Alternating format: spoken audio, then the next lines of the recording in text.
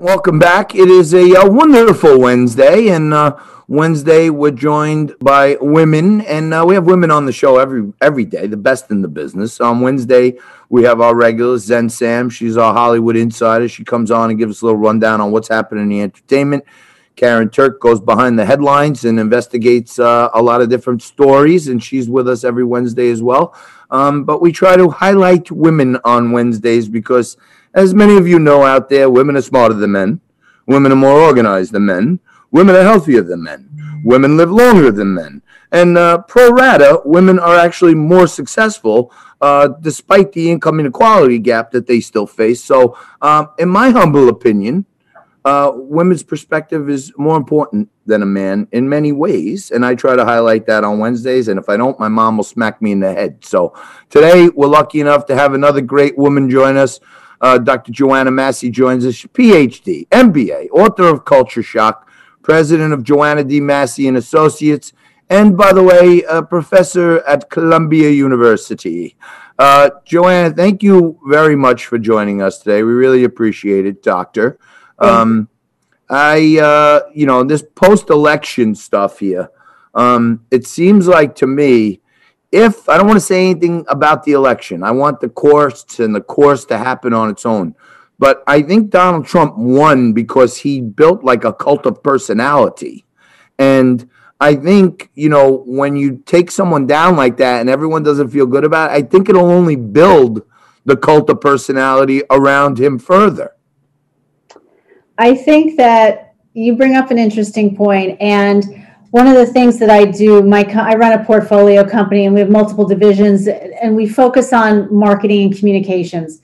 Donald Trump is a really good marketer. And one of the things that my company looks at, it's a sort of a unique way of doing it, but we look at everything from the foundation of neuroscience, which is not nearly as dry and dull as that may have made it sound.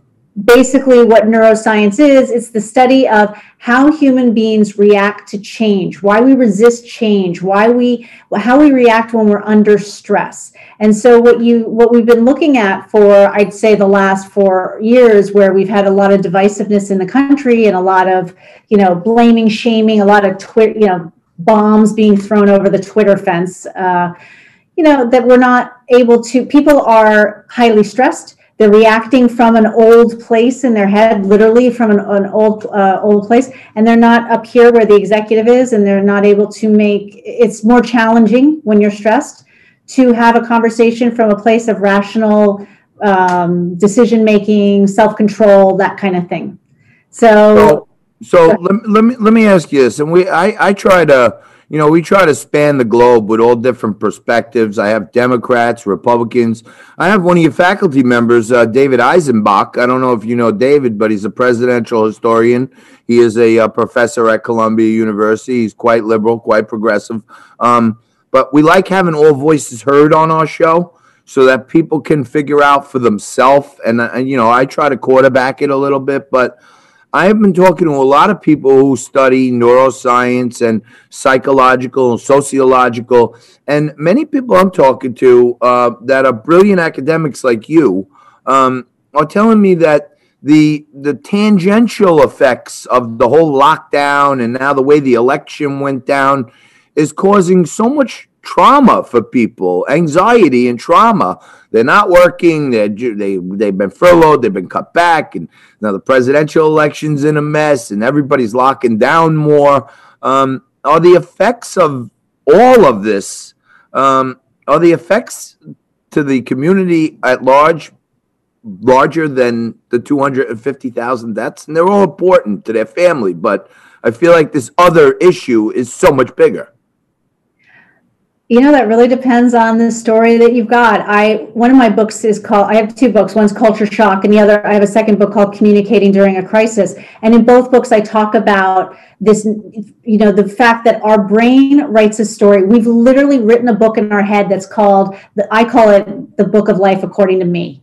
And in that book, it's you should, you shouldn't, he should, he shouldn't, she should. Like, the book is all about the way I think things should be versus the way I think they shouldn't be. And we walk around life with this book in our head. So to your question, yeah, sure, there's plenty of people who will tell you that there's tons of libertarians and conservatives who will tell you right now, we absolutely shouldn't shut down the economy. Let's go for herd immunity. But there's plenty of other Democrats, liberals, progressives, and by the way, a lot of moderate. I mean, our country is full of the middle. And who will say to you, hell no, I'm terrified of this thing. Let's just lock it down, let the government throw some aid at us. We'll get out of it more quickly. So, who's right and who's wrong? Don't know. I mean, the beauty of the democratic system is that we don't operate on that. We operate on a system of negotiating and checks and balances. Yeah, well, that's some really sound advice. I appreciate it. I always, although I hear all voices, I always try to get my point to be right, but that doesn't always happen. I want to tell you something. What you were talking about how everyone has this book written in their head and they kind of follow that, right? I have a special psychedelic superpower that I want you to tell me how I can enhance or if I'm nuts. But in my life, many times I've had dreams of things that was so vivid that I wake myself up and write them down because I'm like, oh, why did that?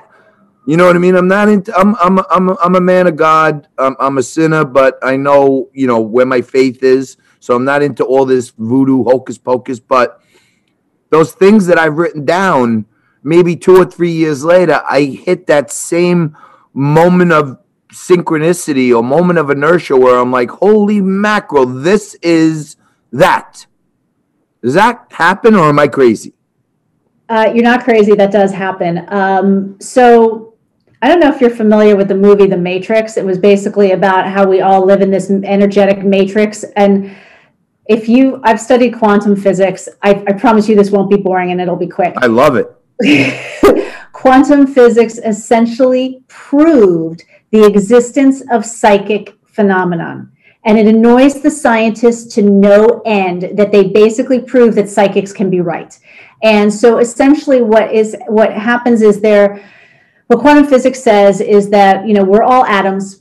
Like that's what we're made of. Our body's made of atoms. Everything's made of atoms. The buildings are made of atoms. They're just bonded together differently. Water's atoms. Human beings are it's all the same. If you took an atom and you spliced it in half and you had one half in New York and you had one half in Paris and you put them in a little centrifuge and you spun them, you spun one way, the one in Paris would start spinning that way on its own. They're still connected. Right. So the possibility that you are absolutely tapped into what's coming now, whether or not, there is a huge amount of argument about, did you manifest it? Was it always? Yes. Yeah. All right. Wait, well, let me ask you about that. Let me ask you about that, because aside from being a faithful man and trying to keep my relationship established with the Lord, I subscribe in life to this, the power of the universe, this positivity that if you put positive thoughts out there, then you will attract them, the law of attraction, right? And if you're in a dark room, but there's one little peep of light through the keyhole, the more you stare at the light will get bigger. And the more you focus on the darkness, the darker you will be in.